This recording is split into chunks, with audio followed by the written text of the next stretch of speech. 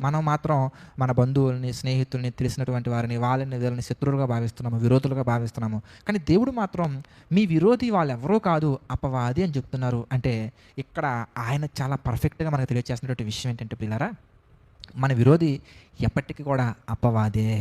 అందుకే ఎఫెసీ పత్రిక కూడా మనం చూడొచ్చు. మీరు పోరాడునది శరీరులతో కాదు కానీ, అంటే మన పోరాటం ఎప్పుడు కూడా శరీర సంబంధమైనటువంటి మనుషులతోటి కాదు మనం పోరాడాల్సినటువంటిది. మన పోరాటం ఆత్మ సంబంధమైన పోరాటం. అది పరలోకానికి చేరుకునే పోరాటం. అంటే మన చుట్టూ ఉన్నటువంటి వీళ్ళందరినీ దేవుడు ఎంతో గొప్పగా ఆయన ప్రేమను తెలియజేసి, ఆయన యొక్క వాక్యాన్ని తెలియజేసి, మన ప్రవర్తన ద్వారా వాళ్ళని చక్కగా దేవునిలోకి తీసుకొని వచ్చి నిలబెట్టాలని ఆయన కోరుకుంటుంటే పిల్లరా, మన చుట్టూ ఉన్నటువంటి వీళ్ళందరినీ కూడా మన మీదకి ఎగైనెస్ట్‌గా చేసి, మన మనసును కృంగిపోయేలా చేసి, మనం మంచిని ఆలోచించకుండా చేసి, చెడు చేసే విధంగా ప్రేరేపించే దుష్ట శక్తి అనగా అపవాది మనకి విరోధి తప్ప, వాడి యొక్క చేతుల్లో కీలుబొమ్మలా మారిపోయినటువంటి మనుషులు కాదు.